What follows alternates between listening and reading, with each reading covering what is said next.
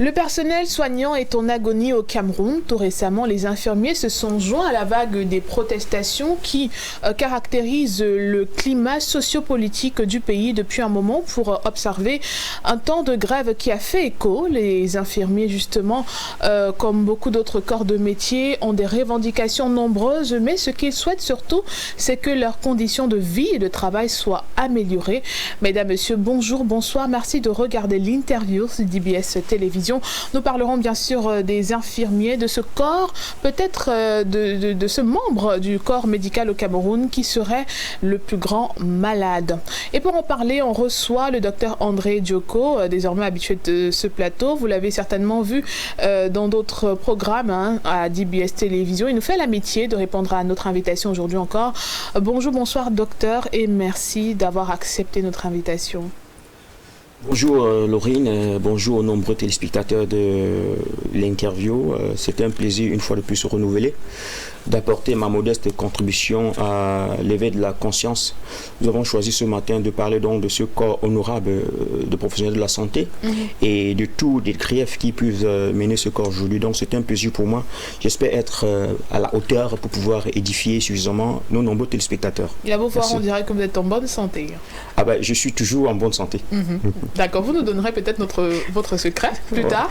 Mais pour l'heure, on va parler de ce qui nous intéresse aujourd'hui. On le disait il y a quelques semaines ou quelques jours encore, le personnel médical, notamment les infirmiers sont montés au créneau pour crier leur ras-le-bol. C'est notamment à Yaoundé que tout est parti, la capitale politique du Cameroun.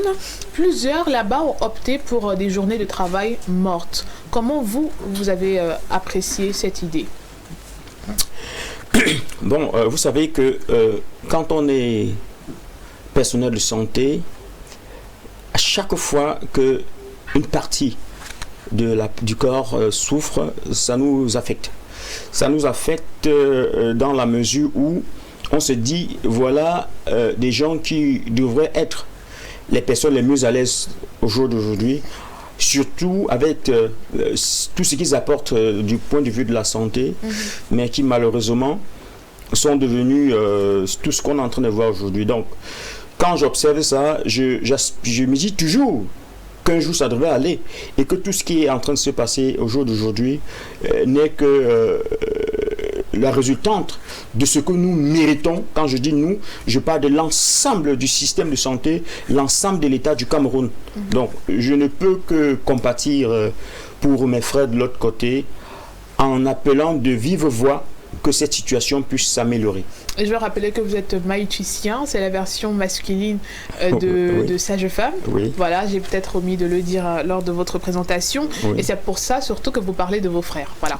Donc à vous entendre, on comprend que c'est à juste titre que les infirmiers sont montés au créneau, qu'ils ont décidé de stopper toute activité parce qu'ils estiment qu'ils ont porté leurs revendications à la droite des personnes qui devraient leur apporter des réponses. Mais après concertation, il n'y a toujours pas eu de réponse favorable et donc ils ont décidé de passer à un autre cap. Pour vous, c'est totalement légitime. Oui, c'est légitime. De toute façon, c'est l'action la plus directe, la plus concrète. La greffe. C'est-à-dire que le personnel de santé a des comptes directs à rendre aux malades. Et l'État qui embauche donc ce corps a des comptes à rendre à la population. Donc, nous, je pense qu'ils se sont dit que si les malades arrivent dans un hôpital et découvrent qu'ils ne peuvent pas être pris en charge parce que le corps de santé des infirmiers est en train de gréver, ça aura un effet plus retentissant. Voilà. Donc cette action-là pourrait avoir plus de crédibilité. Voilà pourquoi ils décident par exemple de gréver. Et bon, c'est dommage que dans la procédure, on n'arrive toujours pas à avoir l'effet escompté parce que c'est difficile. Quand vous commencez, vous ne savez pas où est-ce que vous allez aller. Un jour, 2 jours, 3 jours, en cours de route, il y a ceux qui vont désister. Et plus vous désistez, si vous étiez au départ 100 et que la moitié doit désister le 4e jour et le tiers le 6e jour, vous allez vous rendre finalement compte qu'après une semaine, tous ont désisté et ils vont rentrer sans avoir atteint les objectifs et nous ne pouvons que déplorer cette situation. Il est important de relever que ceux qui ont grévé ou qui sont en état de colère, ce sont les personnels de santé du secteur privé. Pourquoi le secteur public est-il mis à l'écart? Est-ce qu'il s'est complètement désolidarisé de ceux qui travaillent dans le privé? Est-ce qu'ils ne vivent pas les mêmes réalités? Pourquoi seulement le public, à votre avis? Bien, vous savez que dans tous les côtés, d'abord que ce soit dans le domaine du public ou bien du privé, tout le monde grève. C'est juste que on a décidé de parler de ceci, on parle de ceci parce qu'on a mis les projecteurs. Mais dans d'autres centres privés, on grève aussi. Mais si l'information n'est pas apportée à la place du grand public, vous ne serez pas au courant. Vous voulez parler de centres publics plutôt, c'est ça? Oui. Ce que vous avez dit privé. Oui, centres publics, on grève. Donc, au jour d'aujourd'hui, comme je l'ai dit la dernière fois dans un autre plateau, si les gens grèvent plus dans le corps, dans les centres publics, c'est tout simplement parce que de ce côté-là, il y a plus de personnel. L'État embauche plus de personnes. Et quand l'État embauche plus de personnes, ça veut également dire que sur le plan des revenus financiers, l'État a une charge, une grande masse salariale à redistribuer au corps de personnel de santé. Et puis, bon, voilà, ils sont en train d'attendre que chaque fin de mois, ils doivent pouvoir payer leurs factures, ils doivent pouvoir envoyer les enfants à l'école. Donc, ils se demandent donc, si l'État, qui est le plus garant, qui est la personnalité, je ne sais pas, qui ne devrait pas manquer à ses obligations, arrive à le faire, ça sonne comme un signal d'alarme. C'est très mauvais. Donc, je pense qu'en grévant, c'est de bon ton. C'est la façon la plus directe pour manifester leur ras-le-bol. Et surtout pour dire que les signaux sont complètement rouges. Il faut dire que lors de la grève, les protestataires ont affirmé que la situation des infirmiers s'est dégradée au cours des 15 dernières années. Docteur Djoko, est-ce qu'on peut dresser la liste des maladies dont souffrent les infirmiers au Cameroun depuis ces 15 dernières années voilà, depuis les 15 dernières années? Vous voulez dire les problèmes qui entravent au quotidien des infirmiers, ou bien les maladies, le problème. Maladie, c'est juste une figure de style. Une figure de style, voilà. Je voudrais qu'on soit d'accord, qu'on soit sur la même langue afin de mieux édifier nos téléspectateurs. Vous savez que le personnel soignant rencontre deux problèmes majeurs. C'est-à-dire que le premier problème, il est lié à ses engagements avec l'État. Et le deuxième problème, il est lié à ses engagements avec les malades. Donc, le personnel de santé est donc au carrefour de cette situation-là. Avec le malade, ça devient très compliqué. Prenons le cas de ce qui s'est passé à la Quintini la dernière fois, avec l'incident de la Quintini. Du bébé volé. Du bébé volé. Bon, je mets entre guillemets le soir bébé volé. Puisque le ministre a dit qu'il n'y a pas eu de bébé volé. Voilà, il n'y a pas eu de bébé volé. Oui. Ben, vous savez que malgré qu'il n'y a pas eu de bébé volé, les infirmiers ont été sanctionnés. Exact. Voilà. Donc, imaginez donc un personnel de santé dans une situation comme celle-là. La voix la plus autorisée, c'est-à-dire que le patron de la santé dit qu'il n'y a pas eu de bébé volé. Mais au même moment, les sages-femmes, le personnel qui était inclus dans cette affaire-là ont été sanctionnés. Ça pose donc la question de savoir... Bon, je vais pas aller plus loin, je m'arrête à ce niveau-là. Mais je dis tout simplement que chaque fois que nous sommes en face d'un malade, et que nous posons un acte médical ou que nous administrons des soins, il nous arrive parfois d'être très acculés. Dans quelle mesure? Dans la mesure où le malade, en venant à l'hôpital, se dit « dans 2 jours, je serai guéri ». Comme si c'est l'infirmier qui, en réalité, octroie la guérison. Or, l'infirmier n'administre que des soins. Au bout de 2 jours, au bout de 3 jours, au bout de 4 jours, la situation ne s'est pas améliorée. Parfois, c'est la famille qui vient. « Oh, cet hôpital, vous êtes comme ça. Oh, l'infirmier a fait ceci, l'infirmier. » Parfois, on nous accuse même d'avoir volé Bon, peut-être c'est vrai, peut-être ce n'est pas vrai, mais je dis que nos engagements vis-à-vis du malade sont de plus en plus, la nature des relations est devenue de plus en plus stressante. Les infirmiers ont des engagements et ont des responsabilités vis-à-vis du malade. Ça, c'est bien. Mais à côté de cela, pour que nos engagements soient honorés, nous attendons beaucoup de choses de l'État. Parce que, imaginez-vous, moi je travaille au bloc opératoire par exemple. Vous imaginez que vous devez entrer en salle de réanimation, en salle de césarienne au bloc, pour une césarienne qui doit avoir lieu dans 1 heure de temps. C'est une césarienne qui n'avait pas été programmée. C'est-à-dire qu'elle est subite. Alors, 1 heure de temps avant, on coupe l'électricité. Mais l'hôpital n'est pas muni d'un groupe. Mais il faut stériliser le matériel. Comment est-ce qu'on fait? Ces difficultés-là reposent le plus souvent sur les épaules des infirmiers que nous sommes. Le médecin, parfois, n'a pas trop d'obligations. Dans son statut, il est en haut, il attend seulement le mois venir, il entre en salle, il fait son opération. Mais l'infirmier est en train de se casser la tête. Comment va-t-on faire pour avoir la lumière? Et parfois, on a même le groupe, il n'y a pas de carburant. D'où viendra l'argent pour mettre le carburant dans cette...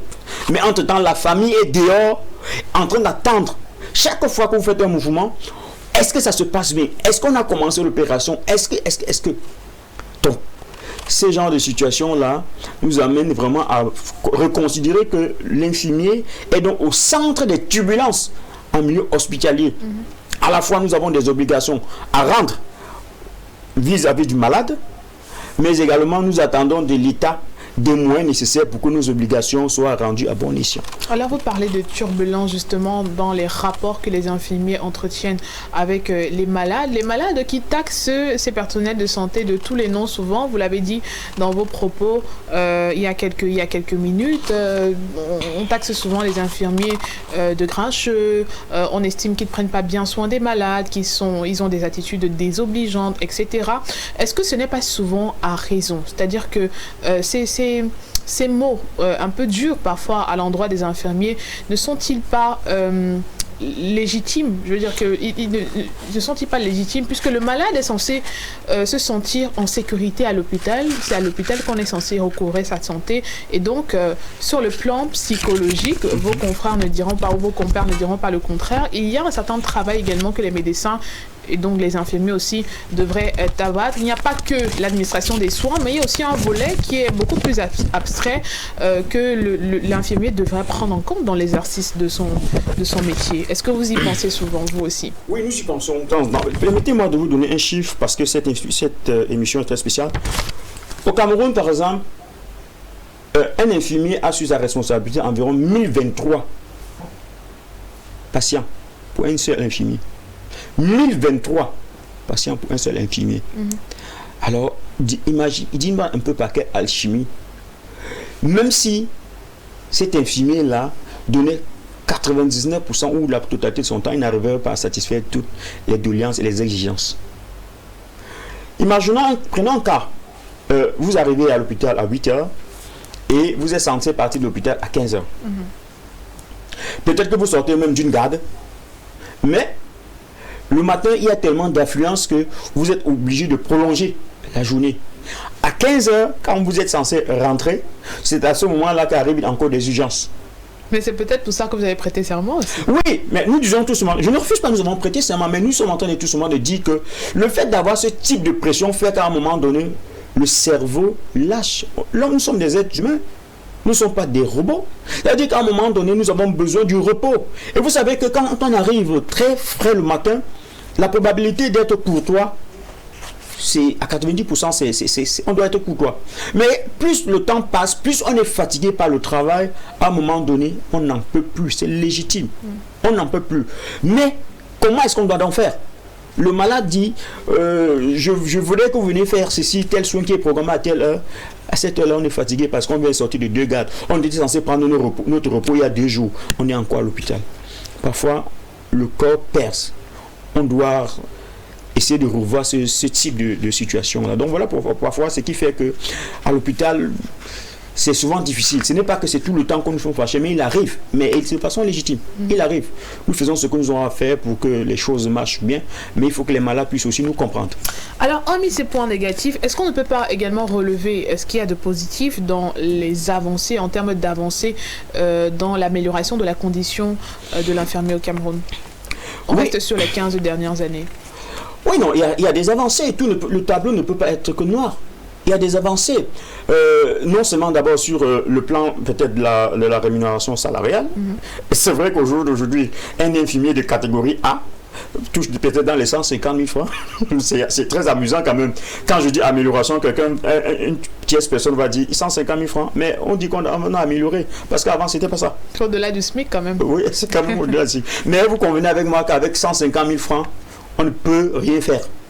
On ne peut rien faire au Cameroun. Parce que cet infirmier-là qui touche 150 000 francs, il a peut-être trois enfants à sa charge. peut-être 3 enfants à sa charge. Il vit dans une maison où il paye minimum peut-être 40 000 francs, un studio peut-être 40 000 francs. Il doit s'alimenter, il doit envoyer les enfants à l'école. À la fin du mois, vous voyez qu'il est obligé de recourir toujours dans les dettes. Donc ces 150 000 francs ne peuvent vraiment l'aider à rien faire. Mais sur le plan, sur le plan technique et pratique, le gouvernement de plus en plus fait des efforts de doter des formations sanitaires en équipement pour permettre de pallier à toute éventualité. Dans les hôpitaux, de plus en plus, on trouve qu'il y a du matériel. C'est vrai que la quantité n'est pas encore au beau fixe, mais toujours il y a des avancées. On se rend compte que la formation devient de plus en plus de qualité pour les infirmiers qui s'y mettent. Quand on prend un infirmier aujourd'hui, on se rend compte que la formation qu'un infirmier reçoit est une formation plus complexe. Donc, en même moment, on a des infirmiers qui peuvent nécessiter des réanimations. On peut avoir des techniciens supérieurs, on peut avoir des infirmiers accoucheurs. Donc, de plus en plus, l'infirmier se retrouve véritablement au cœur du système de santé, mais avec de plus en plus les armes qui lui permettent de mener ces véritables batailles-là. Donc, voilà quelques améliorations qu'on peut observer. Mais il y a toujours du chemin à faire. Donc c'est pour ça que nous lançons toujours ce cri d'alarme-là. On va rester sur ce qu'il y a de positif dans votre métier en revenant un petit peu sur les rapports que vous entretenez avec les patients. Il n'y a pas que des patients aussi qui sont grincheux, il y en a quand même qui vous témoignent de leur reconnaissance. Est-ce que ça contribue aussi à ce que vous travaillez bien? Là, vous touchez un point. Bon, prenons par exemple mon cas. Quand vous recevez une femme en maternité dans un accouchement difficile et qu'à la fin, vous réussissez l'opération, il n'y a rien de plus spectaculaire et de plus honorable que la maman qui vous appelle par exemple dehors pour avoir vu comment est-ce que vous avez travaillé d'arrache-pied et qui vous glisse par exemple parfois et puis la main et quand vous ne regardez pas ce qui est à l'intérieur. Parfois on vous dit 1000 francs, mais vous sautez quand vous allez dehors, vous vous rendez compte que par exemple c'était un billet de 10 000 francs. Quand c'est 1000 francs, on ne saute pas? Non, on dit toujours merci. On dit toujours merci. Mais avec 10 000 francs quand même, vous savez que voilà, 10 000 francs sur 150 000 francs par exemple, le salaire que quelqu'un va toucher. Oui, comme vous venez de vous donner au moins, c'est un dixième de votre salaire en une fraction de seconde. Et là, cette joie qui se dégage là, vous redonne de l'énergie, vous regalvanise et vous dites enfin, il y a au moins une raison de pouvoir continuer ce travail-là. Donc, il y a des scènes comme ça. Parfois, vous êtes fatigué, vous n'avez rien mangé à l'hôpital depuis le matin et il vient d'avoir un accouchement, vous n'avez même pas 5 francs. Et voilà une maman qui arrive, voilà, après l'accouchement qui s'est bien passé. Ceux qui ont un peu de moyens, on a préparé de la nourriture, on vous donne à manger, la viande et tout, avec peut-être un jus de fruits pour accompagner. Vous dites, si tous les jours pouvaient être comme celui-ci, nous aurons toujours la force de prendre soin de vous. Donc, il y a des jours comme ça qu'on rentre avec le sourire et la force de continuer ce métier. Mais ce n'est pas que tout le temps. Donc, quand le tableau est négatif, on se souvient au moins de ces jours-là pour avoir la force et le courage d'avancer. Voilà, comme vous le dites bien, on va parler à présent des challenges de ce métier dominé quand même par les femmes, il faut le dire. Il y a beaucoup plus d'infirmières visiblement que d'infirmiers.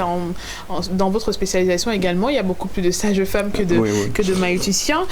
J'aimerais savoir si les difficultés dans l'exercice du métier sont les mêmes au niveau du genre. Est-ce que ce sont les mêmes difficultés que les hommes rencontrent et que les femmes rencontrent également?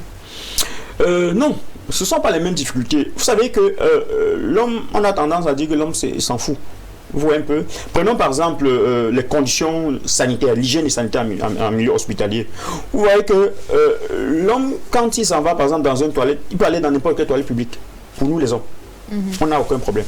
Alors que pour les femmes, il faut avoir des toilettes spéciaux pour eux, pour éviter certaines infections nosocomiales en milieu hospitalier et tout ça. Donc, si ce n'est que sur le point de vue de l'hygiène, nous n'avons pas les mêmes problèmes.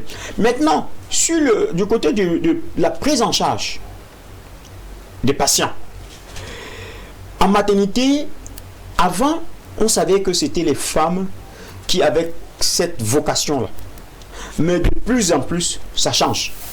Laissez-moi vous dire que il y a beaucoup de femmes que quand elles arrivent à l'hôpital, en cabinet privé d'abord, vous allez vous rendre compte que c'est même plus les hommes qui envoient les femmes. Allez chez Dr Djoko, faites une consultation. C'était pas comme ça. Donc, mais parce que vous êtes rassurant aussi, et ça revient à ce qu'on disait tout à l'heure, vous montrez rassurant, proche du patient. Oui, Vous savez que le patient doit sentir la confiance.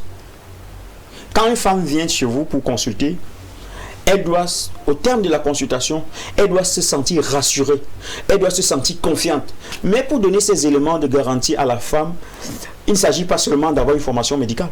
Non, il y a tout un background qui permet à ce que, quand vous consultez une femme, vous pouvez donc puiser dans différentes autres astuces, dans différentes autres sciences, pour pouvoir la mettre en état de confiance. Alors ce background-là, c'est lequel? La recherche fondamentale. Moi, par exemple, c'est ma recherche et surtout le potentiel spirituel. Parce que chaque femme, même si elle n'exprime pas son potentiel spirituel, cela se manifeste toujours. Les femmes aiment sentir en maternité qu'on doit toujours parler de Dieu, qu'on met Dieu dans tout ce qu'on fait, qu'on prie, voilà. Les femmes sentent, et quand elle a en face quelqu'un qui utilise les thèmes de la spiritualité ou les thèmes de Dieu, du coup elle dit, voici quelqu'un à qui est-ce que je peux faire confiance à 100%. Finalement, les infirmiers sont aussi des psychologues, hein? Oui, bien sûr, nous utilisons la psychologie. C'est un atout. C'est une force sur laquelle on doit capitaliser pour pouvoir mettre les patients en confiance. Il ne faut pas négliger cet atout-là.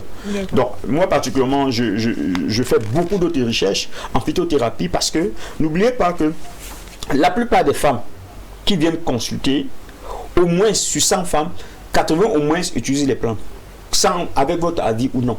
C'est-à-dire que chez elle, elle a vu des astuces, on lui a dit qu'il faut utiliser telle plante pour que le col devienne mûr, il faut utiliser telle plante pour que l'enfant ne boive pas de l'eau. Donc du coup, quand elles arrivent chez un consultant qui utilise cet aspect-là, il y a donc cette sécurité qui se met directement en place. Donc je ne lésine pas à mettre cet aspect de la phytothérapie chaque fois que j'ai en face de moi des consultations. Et comme je l'ai déjà dit, les résultats sont époustouflants.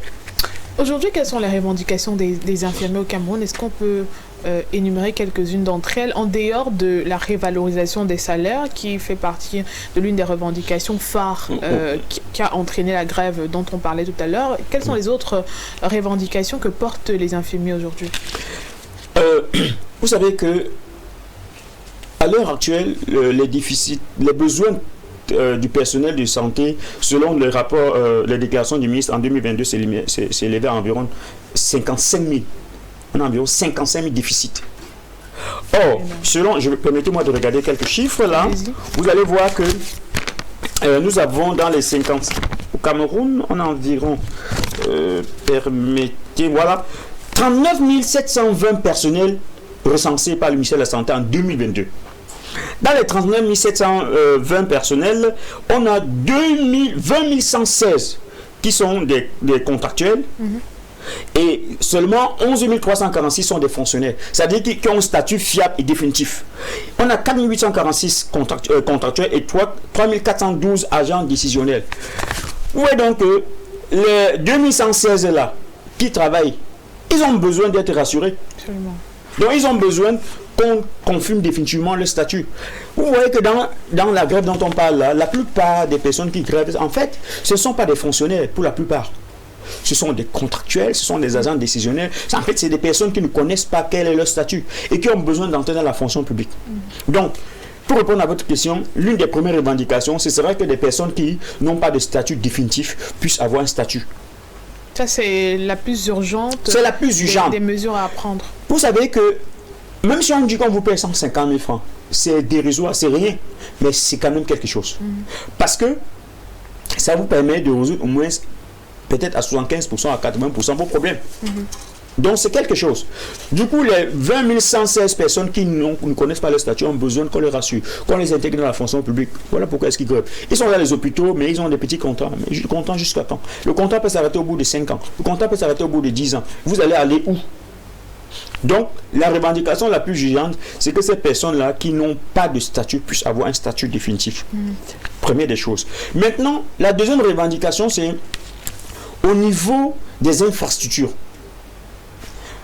Imaginez-vous, vous êtes en salle de maternité pour faire un accouchement et que, au terme de l'accouchement, il faut faire une réanimation de l'enfant. Et que vous commencez à faire la réanimation, quelques minutes après, la bouteille d'oxygène est finie. C'est minimum pour avoir ce genre de situation, mais ça arrive. La bouteille d'oxygène est finie. Il n'y en a pas à l'hôpital. Il faut faire quoi? Vous êtes obligé donc de passer, de vous exposer par exemple. Je me rappelle que j'ai eu un cas comme ça où j'étais obligé de procéder au bouche à bouche avec le nouveau-né parce que je me sentais dans l'obligation de faire à ce que cet enfant vive. Et puis on a fait comme on pouvait faire. Bon, ce qui est venu est arrivé. Il y a beaucoup d'autres cas comme ça. On s'expose directement. Maintenant, en dehors de ça, il y a des maladies nosocomiales qui nous guettent de plus en plus. Parce que quand vous recevez un malade, par exemple, en état d'urgence ou bien un accident de la voie publique, qui baigne dans un sang, vous ne connaissez pas quel est son statut sérologique. Vous aussi, oui. Vous ne connaissez pas quel est son statut sérologique. Donc parfois vous vous retrouvez à travailler sur un malade qui porte des infections transmissibles. Parfois vous allez chercher les gants en pharmacie, il n'y en a même pas de gants.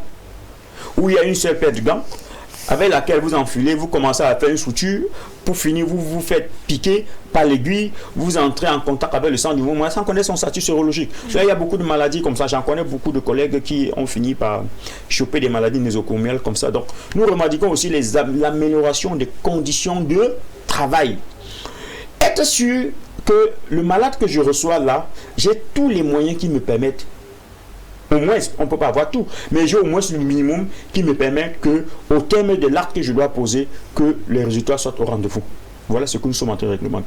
Ensuite, il y a le troisième volet que nous réclamons, l'approvisionnement des médicaments en pharmacie. Il n'y a rien de plus mauvais que, vous savez que le malade que j'ai sous la main, c'est il faut tel produit. Parce que je connais l'efficacité de tel produit et que à la fin vous faites une ordonnance, on va en pharmacie, on ne trouve pas tel produit là. C'est une question qui fâche un petit peu, même si on est en train de sortir, parce que les infirmiers aussi sont souvent indexés dans la dérobation des médicaments. C'est pas moi qui le dis, hein. C'est peut-être pour que vous ayez l'occasion de vous défendre sur ce plateau. Définitivement. Bon, en fait, vous savez que, comme je l'ai dit, il peut arriver des cas où on est tenté. C'est normal. Vous imaginez par exemple, il y a des malades même qui nous donnent le produit. Hein. C'est-à-dire que le malade, il a été tellement, je commencerai par dire ce qui est bon aussi là-dedans. Donc, on a tellement bien pris soin de lui qu'en rentrant, il a un carton de médicaments. Qu'il laisse à l'hôpital. Oui. Parfois, il regarde parmi les infirmiers, il dit, oh bon, viens prendre ça. Parfois, c'est de l'eau, il vient prendre ça. Mais ça arrive aussi parfois que les infirmiers, certes, on ne peut pas indexer tel ou tel, c'est des choses, c'est des incidents qui arrivent. Mais vous pouvez comprendre, avec le salaire dérisoire qu'un infirmier touche, parfois à un moment donné, il a besoin de formater les deux bouches. Il sait que si il a tel médicament de 3000 francs, qu'à la sortie, par exemple, il devait le revendre peut-être à 1000 francs, cela lui permettait d'avoir le taxi demain matin. En attendant la fin du mois, il n'a rien. Donc voilà, c'est déplorable, mais c'est la triste réalité. Donc je ne peux pas les accuser parce qu'il n'y a personne qui vient dans un hôpital pour voler. Il n'y a personne qui vient dans un hôpital pour voler. Quand il vient dans un hôpital, il a des comptes à rendre aux malades et son travail c'est d'aider les malades à retrouver la santé au plus vite. Mais il arrive des incidents où parfois il est partagé. Comment vas-tu faire pour payer le taxi de demain matin? Alors que voilà, un malade peut-être qui a laissé un produit, qui vous a donné un produit de 1000 francs, je vais parfois le revendre à un autre malade. Donc, c'est pas qu'il a volé. Bon, c'est des actes comme ça. Donc, je ne dirais pas que les infirmiers sont à l'hôpital pour voler, non. Aucun infirmier n'arrive dans un hôpital pour voler. D'accord, voilà qui est bien dit. Au moins, à la maison, on sait qu'aucun infirmier ne vole volontairement les médicaments, dérobe volontairement les médicaments. Merci beaucoup, docteur Djoko. Je rappelle que vous êtes maïtucien, que vous résidez dans la ville de Douala. Oui. Merci d'avoir accepté notre invitation et d'avoir répondu à nos questions. Merci, si j'ai pu être à la hauteur, c'est bien. Une fois de plus, je salue tous vos nombreux téléspectateurs. Et jugeront justement de cette hauteur à laquelle vous avez placé, je suis certaine, durant cette émission. Merci à vous de nous être fidèles chaque jour un peu plus et de nous regarder. Merci à l'équipe technique qui a participé à la réalisation de ce programme. On se donne rendez-vous prochainement pour d'autres éditions encore plus intéressantes avec des invités de qualité. On se dit à bientôt.